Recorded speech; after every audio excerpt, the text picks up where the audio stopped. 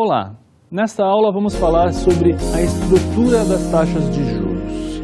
Bom, quando estamos falando sobre a estrutura, nós queremos dizer a composição das taxas de juros, né? Aquilo que é mais fundamental numa taxa de juros. Bom, para falar da estrutura, podemos fazer duas classificações diferentes.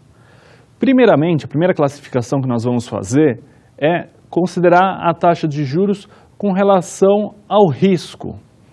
Bom, quando consideramos a estrutura da taxa de juros em relação ao risco, nós vamos considerar que existe uma taxa de juros que é fundamental, que é uma taxa de juros que existe até mesmo quando não se existe nenhum risco. Então, essa é a taxa de juros que é chamada de taxa de juros fundamental da economia. À medida que o risco aumenta, a taxa de juros também deve aumentar. Isso é algo que é natural, né? Todo investidor sempre ele espera uma remuneração maior quando ele corre um risco maior na sua aplicação.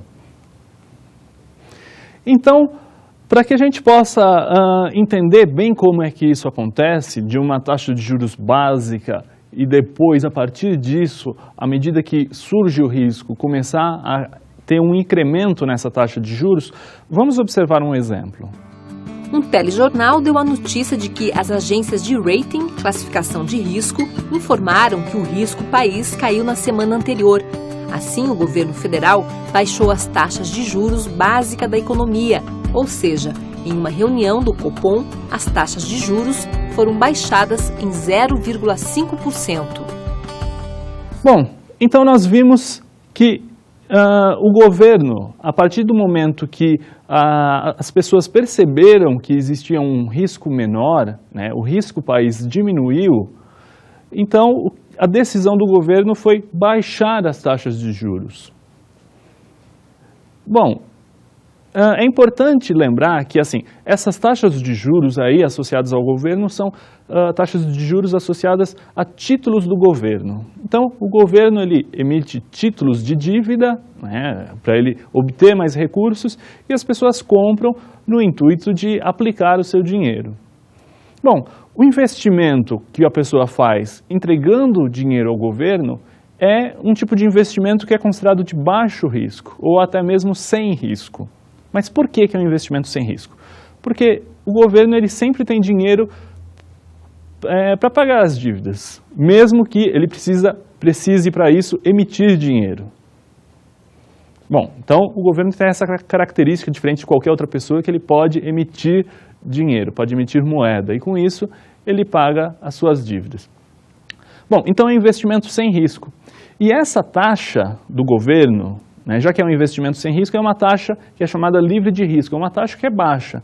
A partir desse momento, a partir de quando começa a surgir o risco, a taxa de juros também vai aumentar. Então, a gente pode fazer essa classificação para a taxa de juros, falando da sua estrutura.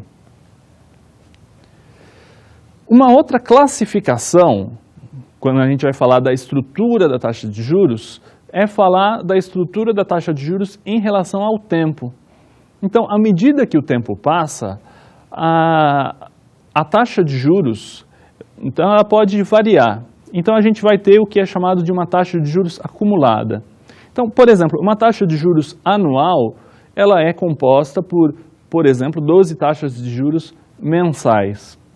Então, se a gente quiser estudar a estrutura da taxa de juros anual, a gente pode fazer uma certa classificação que é dividir em 12 taxas mensais e estudar cada uma das suas partes para entender melhor a taxa anual. Spread bancário. A melhor forma de estudarmos a estrutura das taxas de juros, quando estamos relacionando ao risco, é quando nós analisamos a situação de um banco. Um banco captando recursos e aplicando seus recursos. E, estudando isso, a gente vai ver o que é chamado de spread bancário. Bom, um banco, ele faz captações e aplicações. Vamos entender bem o que é a captação do banco e a aplicação do banco. Quando um banco está captando recursos, na verdade, é existe um investidor que está entregando seus recursos ao banco. Então, no ponto de vista do investidor, aquilo é uma aplicação. Mas no ponto de vista do banco, é o contrário, aquilo é uma captação. O banco está recebendo dinheiro, está captando recursos para pagar no futuro. Bom, e o banco aplicando? O banco está aplicando seus recursos quando ele faz um empréstimo. Então, quando alguém faz um empréstimo, uma pessoa faz um empréstimo, uma pessoa ou uma empresa, o banco ele está na outra parte, ele está aplicando seus recursos, porque ele entrega o dinheiro à pessoa e ele vai receber aquele dinheiro no futuro corrigido. Bom, mas nós sabemos que o banco não cobra a mesma taxa quando ele aplica ou quando ele capta recursos. Ou seja, quando a gente faz um empréstimo, a taxa de juros é alta. Mas quando a gente faz uma aplicação, a taxa de juros é bem mais baixa. Bom, por que será que isso acontece? Bom, primeiramente, os bancos eles têm que ter alguma remuneração. Né? Isso todos nós aceitamos. O banco tem que ter uma remuneração porque o banco vai ter uma série de custos, ele tem que arcar com os custos, então é necessário que exista essa diferença entre a taxa de captação e a taxa de aplicação. Então existe essa diferença. Ainda por cima, o banco precisa remunerar os acionistas. Né? Então surge aí mais uma necessidade do banco apresentar lucro. Né? Então ele vai fazer essas operações sempre de forma a obter lucro, a obter ganho financeiro. Aqui nesse esquema, nós temos as taxas de captação do banco, assim como as taxas de aplicação do banco. Quando o banco capta recursos, a menor taxa de juros que ele paga é para a pessoa física. À medida que o porte vai aumentando, para uma pequena empresa a taxa de juros já é maior. E vai aumentando para a média empresa, para um private bank, que é um cliente com mais recursos, e finalmente os clientes corporate, que na verdade nada mais são do que empresas muito grandes, que às vezes são do tamanho do banco e até mesmo maiores que o banco. E outros bancos. Esses clientes são os que conseguem a maior taxa quando aplicam recursos num banco. Na outra ponta, nós temos as taxas de aplicação do banco. Quando o banco está aplicando, ele está entregando os recursos ao cliente. Então, quando ele está entregando os recursos, o cliente vai ter que pagar posteriormente com juros. E os outros bancos e os clientes grandes, os clientes corporate, são os que pagam a menor taxa. Depois, private bank pagam taxas maiores e vai aumentando, médias empresas, pequenas empresas, e finalmente as pessoas físicas são as que pagam a maior taxa de juros ao banco. Bom, o que nós observamos aí é uma estrutura das taxas de juros com relação ao porte do cliente. Quando o banco, por exemplo, está aplicando, ele significa que o cliente está tomando um dinheiro emprestado. Se ele está tomando um dinheiro emprestado, o banco corre um risco de não receber ou de atrasar o recebimento desse dinheiro. Então, se existe um risco do banco, dependendo do risco, quanto maior o risco, maior deve ser a taxa de juros. Então, nesse caso, quando o banco está aplicando, ele está entregando o dinheiro, ele vai querer uma remuneração de acordo com o risco. E, é claro, o banco considera que as grandes empresas elas vão ter condições de estar pagando as suas dívidas. As pequenas empresas, as condições já são um pouco incertas. E as pessoas físicas, por fim, é a maior incerteza que representam no empréstimo bancário, justamente pela possibilidade da pessoa poder perder o emprego ou qualquer coisa desse tipo. Então, representam um maior risco. Agora, analisando a captação do banco, as diferentes taxas de juros aí têm a ver agora com o poder de barganha do cliente. Quando a gente considera um grande cliente, uma grande empresa, provavelmente essa empresa tem muitas alternativas de investimento. Então, para que o banco consiga atrair recursos desse cliente, ele vai ter que pagar uma taxa de juros mais alta. Em contrapartida, o pequeno cliente, aquela pessoa que tem poucos recursos, não tem muitas alternativas de investimento. E assim, o banco acaba tendo um poder maior e podendo pagar uma taxa de juros menor para esse cliente. Essa diferença entre as taxas de juros é o que é chamado de spread bancário. Para que a gente possa entender, a gente vai desenvolver um pouquinho mais o spread bancário. Mas é importante salientar que existem duas formas de spread que nós podemos calcular. Existe o chamado spread linear e o spread efetivo. Spread linear. Bom, o spread linear é simplesmente a diferença entre duas taxas de juros, a taxa de aplicação e a taxa de captação. Então, quando o banco aplica seus recursos a uma taxa de 20% ao ano e ele pega recursos emprestados, ele faz uma captação a uma taxa de 10% ao ano. Então, ele aplicou a 20%, captou a 10%. O spread linear vai ser a diferença entre os dois. 20 menos 10 igual a 10. Esse é o spread linear. Para a gente visualizar melhor, vamos observar esse exemplo.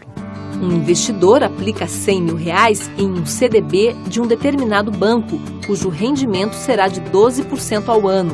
Este investimento foi feito pelo prazo de 1 ano. No mesmo dia, uma empresa necessita de um empréstimo também pelo prazo de 1 ano. A taxa deste empréstimo é de 20% ao ano. Vamos considerar que a empresa vai efetuar o pagamento da sua dívida depois de 1 ano.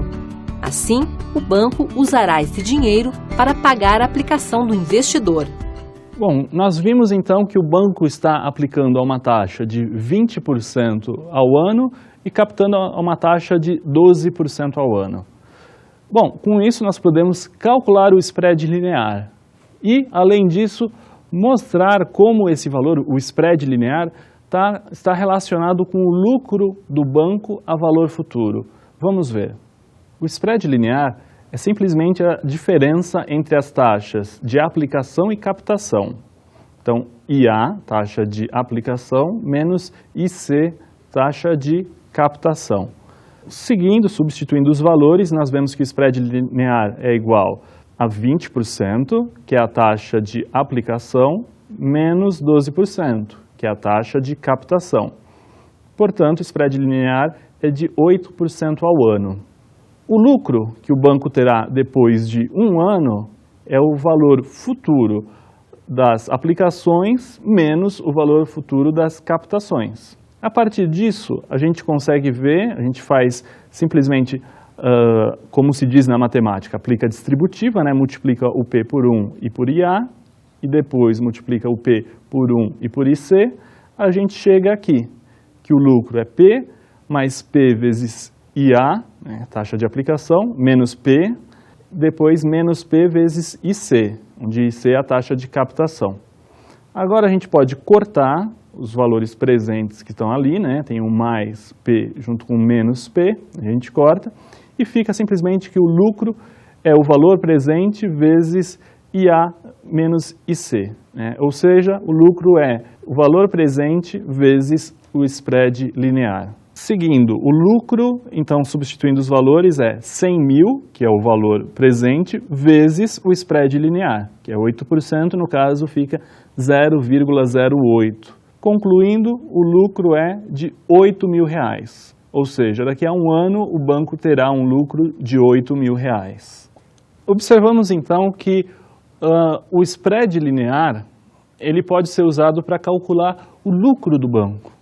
Então, o lucro que vai acontecer numa data futura. Então, vimos que o lucro que esse banco vai ter daqui a 1 ano com esse conjunto dessas duas operações será um lucro de R$8 mil. Spread efetivo. O spread efetivo é justamente aquele que costuma aparecer no noticiário. No noticiário, muitas vezes a gente vê escrito no jornal que o spread do banco foi muito alto. Quando o jornal está se referindo a esse spread, o spread que está sendo comunicado ali é o spread efetivo. Esse é muito mais utilizado do que o spread linear. Bom, nós vimos que o spread linear representa o lucro do banco que vai ocorrer numa data futura.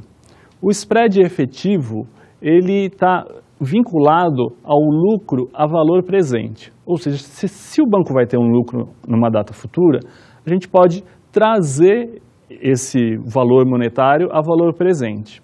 Se a gente fizer isso, descontar por uma taxa de juros adequada, a gente obtém exatamente o spread efetivo. Portanto, a gente precisa agora aprender a calcular esse spread efetivo. O spread efetivo, para a gente calcular, a gente tem que pegar o fator de capitalização da aplicação e também o fator de capitalização da captação. Lembrando que o fator de capitalização é simplesmente aquele termo onde aparece 1 mais a taxa de juros. Então, o fator de capitalização da aplicação é 1 mais a taxa da aplicação, o fator de capitalização da captação é 1 mais a taxa de captação. Mas vamos ver isso tudo representado na equação. Nós vemos que o spread efetivo é igual ao fator de capitalização da aplicação, onde o fator de capitalização é 1 mais a taxa de juros da aplicação, dividido pelo fator de capitalização da captação. E esse fator de capitalização é 1 mais a taxa de juros da captação. E depois a gente subtrai 1 desse resultado.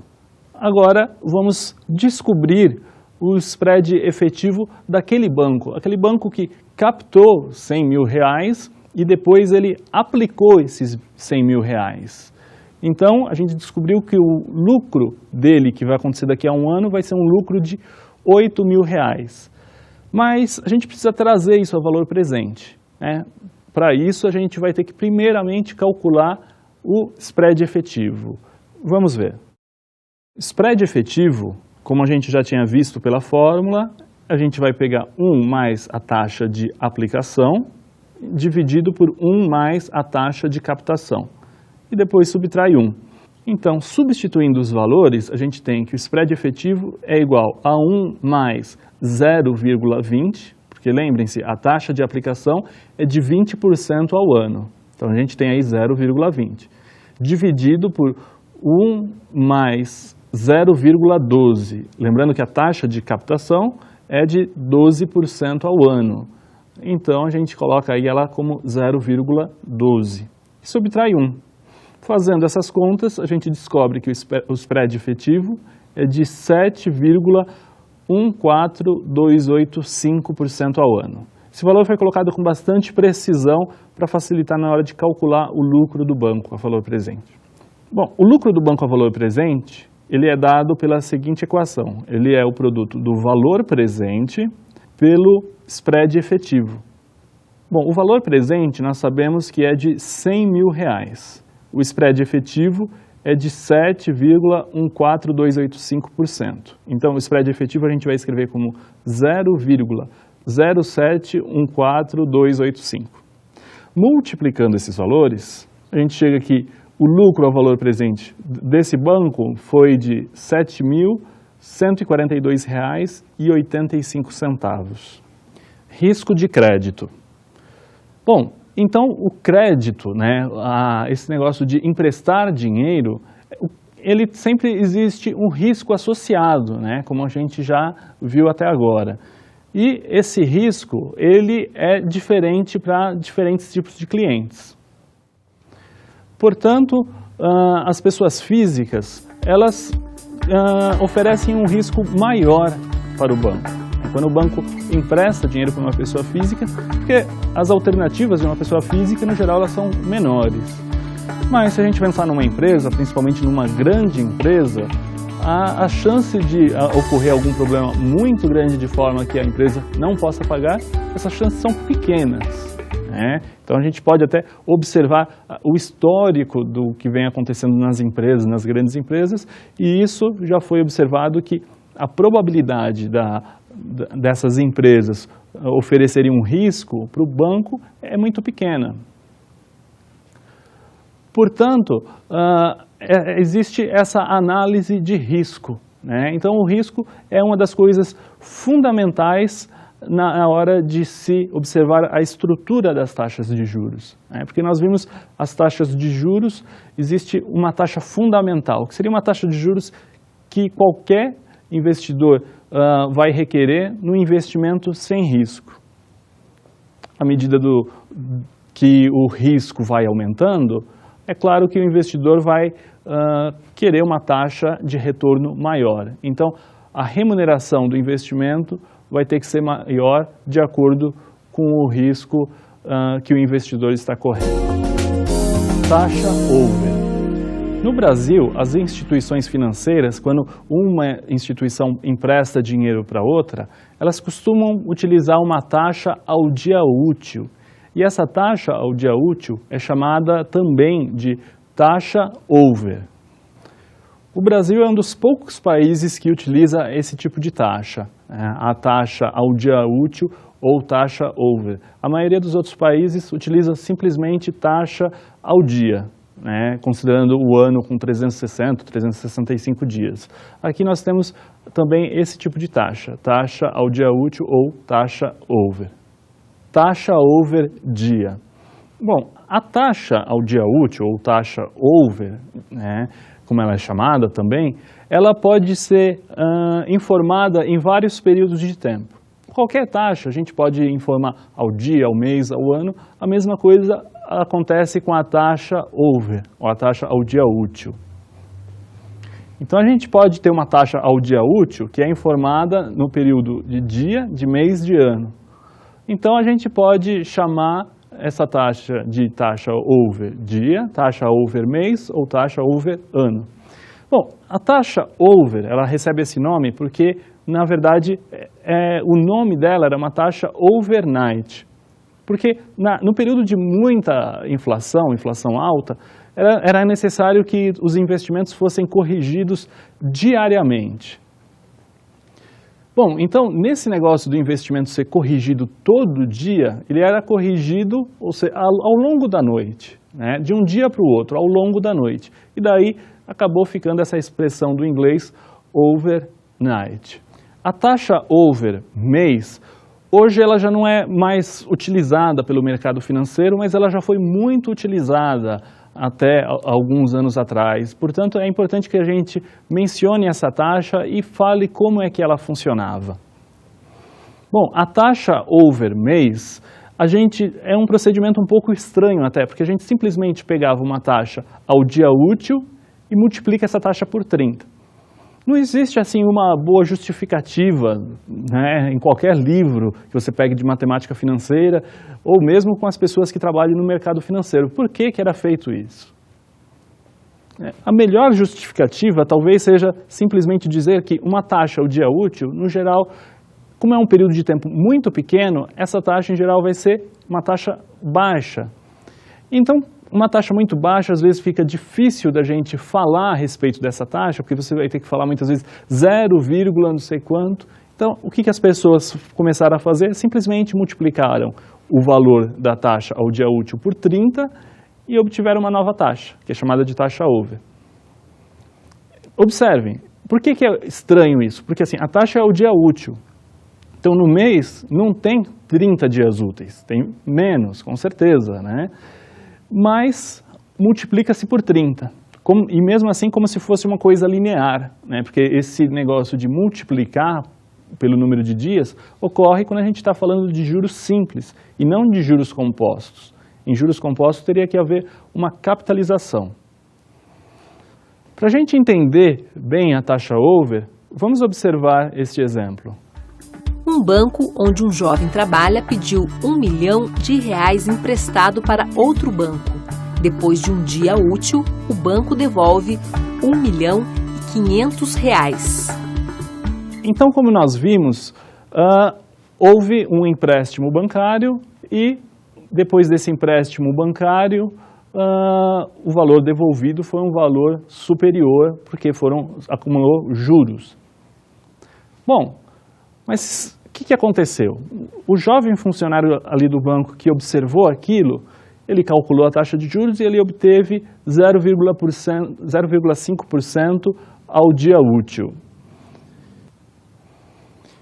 Só que esse jovem, ele escutava as pessoas falando no banco que a taxa tinha sido de 15% ao mês over. E ele ficou confuso, 15%, a taxa ao dia útil era de 0,5%.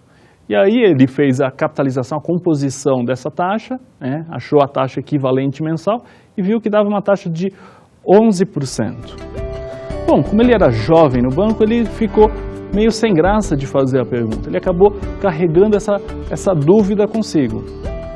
Ele calculou um valor, mas ele via as pessoas comentando outro valor. Então, o que a gente viu aí é algo que é comum de acontecer no mercado financeiro, que é justamente, muitas vezes por questão de terminologia ou coisas desse tipo, às vezes a gente acaba ficando com dúvidas como o cálculo de alguma coisa é feito. E nesse caso aí, o que era feito era algo bastante simples. Simplesmente multiplica-se por 30. Então, no mercado financeiro, quando se fala taxa ao mês over, você não acha uma taxa que é chamada de taxa equivalente. A taxa mensal efetiva, aquilo que realmente está acontecendo. O que é feito é simplesmente você pega a taxa de 0,5%, multiplica por 30.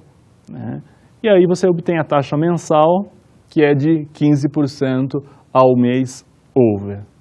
A taxa over ano, essa taxa ela já tem um significado. É diferente da taxa over mês, a taxa over ano ela tem um significado real. Ela não a gente não tem mais esse negócio de multiplicar pela quantidade de dias. Bom, a taxa over ano ela foi implementada em 1994, pelo Banco Central. Porque as taxas elas eram cotadas mensalmente antes, na época de inflação alta. Mas o Banco Central acabou decidindo justamente para tentar manter esse nível de inflação baixa e a expectativa, para que as pessoas tivessem expectativa de inflação baixa, começar a tratar as taxas de juros ao longo de um ano. Quando a taxa de juros é tratada como sendo anual, isso dá uma expectativa de longo prazo. Quando era tratada mensalmente, dava uma expectativa de um prazo mais curto. Então, como é falado que, por exemplo, a taxa é de 15% ao ano, muitas vezes cria-se nas pessoas essa expectativa, que ao longo de um ano a taxa de juros vai continuar nesse valor. Então, foi uma implementação justamente do Banco Central no sentido de criar essa expectativa de continuidade nas taxas de juros para todas as pessoas, para toda a população. Então agora nós vamos observar aquela taxa de 0,5% ao dia útil, como é que ela fica quando a gente for considerar agora ela como uma taxa over ano. Vamos ver. Nós vemos aqui a forma de estar convertendo a taxa ao dia over para a taxa ao ano over. O que a gente tem aí é que 1 mais a taxa de juros ao ano over é igual a 1 mais a taxa de juros ao dia over elevado a 252. Isso porque a gente considera que em um ano existem 252 dias úteis. Portanto, ao longo de um ano, você só faz a capitalização de uma taxa anual ou capitaliza com 252 taxas ao dia over, que seria similar ao dia útil. Agora, isolando ali a taxa ao ano over, a gente tem, que vai ficar a taxa ao ano over é igual a 1 mais a taxa ao dia over, elevado a 252, menos 1. Substituindo os valores, a gente tem que a taxa ao ano over é igual a 1 mais 0,005. Observem que a taxa ao dia over aí é de 0,5%. 0,5% é 0,005. Novamente elevado a 252 menos 1. Calculando isso, a gente obtém que a taxa ao ano over é de 251,44% ao ano over. Então, nós vimos a forma de calcular a taxa over ano. No caso, essa taxa deu um valor até alto, superior a 200%, porque a gente também considerou um valor alto para a taxa ao dia útil. Mais alto, de repente, para os dias atuais. Se a gente for considerar isso para o período de hiperinflação do Brasil, para o período onde a inflação era muito alta, talvez esse valor fosse até baixo, né? A taxa de juros anual chegou a ter valores superiores a isso. Então, por isso que também ela não era cotada ao ano, né? E, no geral, ela era sempre mencionada como uma taxa ao mês, né? Então, ficava uma taxa ao mês over. Taxa spot e taxa forward. Bom, existem essas duas taxas de juros que é um conceito que está relacionado à estrutura das taxas de juros ao longo do tempo. Então, as taxas de juros elas variam com o tempo e existem esses dois conceitos que nós vamos estar observando agora. Para considerar isso, esses dois tipos de taxa, vamos considerar a emissão de um título de dívida do governo. Uma pessoa compra um título do governo por R$ 900. O vencimento é de 1 ano e ele irá receber R$ 1.000. Qual é a taxa de juros deste título? Bom, então nós vimos um título sendo negociado. Foi comprado um título de dívida do governo por R$ 900 e no final o governo vai estar pagando por esse título R$ 1.000. Agora nós queremos descobrir qual foi a taxa de juros associada a esse título. Para descobrir isso, vamos utilizar a fórmula dos juros compostos. A fórmula dos juros compostos é valor futuro F é igual valor presente P vezes 1 mais I. No caso, a gente está desconsiderando o prazo, né? O prazo é igual a 1, então a gente pode desconsiderar. Isolando a taxa de juros I, a gente fica com taxa de juros I é igual F, valor futuro, dividido pelo valor presente P, menos 1. Substituindo os valores, a taxa de juros é igual a 1.000 dividido por 900 menos 1. Portanto, a taxa de juros foi de 11,11% ao ano. Bom, essa taxa de juros que a gente calculou é uma taxa que está ocorrendo entre hoje, que é a data da compra desse título, e uma data futura.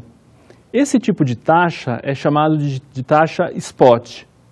É uma nomenclatura que existe no mercado financeiro, né? Então, taxa spot é uma taxa entre hoje e uma data futura. Bom, existe também um outro tipo de taxa, que é a taxa forward. A taxa forward é uma taxa que está vigorando entre duas datas futuras. Mas vamos ainda continuar com a taxa spot antes de explorarmos melhor a outra taxa. Vamos ver mais um exemplo. Através da cotação de um título de dívida do governo, foi possível saber que a expectativa para a taxa de juros para os próximos 6 meses é de 5%. Assim, desejamos saber qual será a taxa de juros para um período que começa daqui a 6 meses e termina daqui a 1 ano. Então, nós vimos aí nesse exemplo que a taxa de juros entre hoje e daqui a 6 meses será de 5%.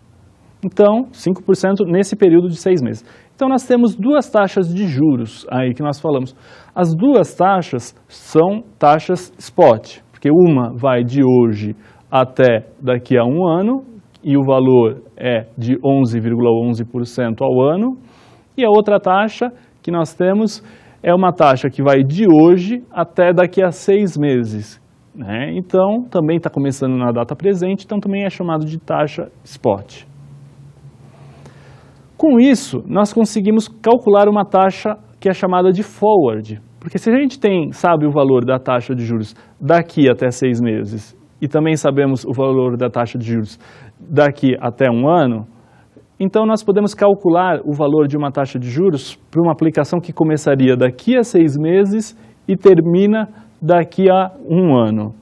Então, vamos observar como é que nós fazemos isso e calculamos essa taxa de juros para o segundo semestre. Bom, então nós vemos que a taxa daqui até 1 ano, então se a gente fizer uma capitalização, a gente fizer uma correção de um valor de hoje até daqui a 1 ano, a gente usa esse fator de capitalização, que é simplesmente 1 mais a taxa de juros de 1 ano.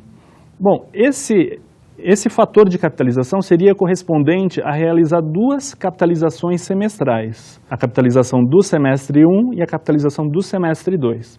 O fator de capitalização do semestre 1 é dado por 1 mais a taxa de juros 1. Então, I1 está representando aqui a taxa de juros do semestre 1.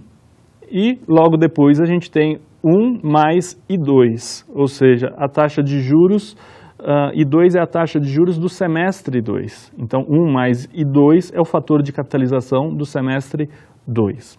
A gente tem o valor da taxa de juros de hoje até daqui a um ano e de hoje até daqui a 6 meses. Então, a gente tem a taxa de juros anual e a taxa de juros do primeiro semestre. E a gente pode substituir esses valores. Então, a gente tem que a taxa de juros anual é de 11,11%. Então, a gente vai ter aí 1 mais 0,1111. Então, a gente tem 0,1111, que representa justamente a taxa de juros anual, que é de 11,11%. Depois, a taxa de juros do primeiro semestre. Essa a gente conhece, Então, a gente conhece 1 e sabe que ele vale 5%. Então, a gente coloca aí 1 mais 0,05. E a taxa de juros do segundo semestre a gente desconhece. Então, essa é a nossa incógnita. Isolando esse fator de capitalização 1 mais I2, a gente vai ter que 1 mais I2 é igual a 1 mais 0,1111 dividido por 1 mais 0,05. O 1 que está somando com o I2 ali na frente, a gente passa para o final, então fica I2 é igual a 1 mais 0,1111 dividido por 1 mais 0,05 menos 1. Fazendo essas contas, nós obtemos que a taxa de juros para o período 2, para o segundo semestre, será de 5,82% ao semestre. Então, nós calculamos agora uma taxa de juros para o segundo semestre. Então, essa taxa de juros, que vai começar numa data futura e terminar numa data posterior ainda, então, como ela começa numa data futura, já é chamada de taxa forward. Nós vimos a estrutura das taxas de juros. A estrutura, quando nós consideramos a taxa de juros como sendo composta de uma taxa de juros básica, que é uma aplicação onde não existe risco, e adicionada a essa taxa existe o risco. À medida que o risco aumenta, a taxa de juros aumenta da mesma forma. Nós vimos também a estrutura das taxas de juros em relação ao tempo. Então, uma taxa de juros num prazo mais longo pode ser composta de outras taxas em prazos menores. Essa taxa que começa exatamente no período presente é uma taxa spot, e uma taxa que começa num período de tempo futuro é chamada de taxa forward.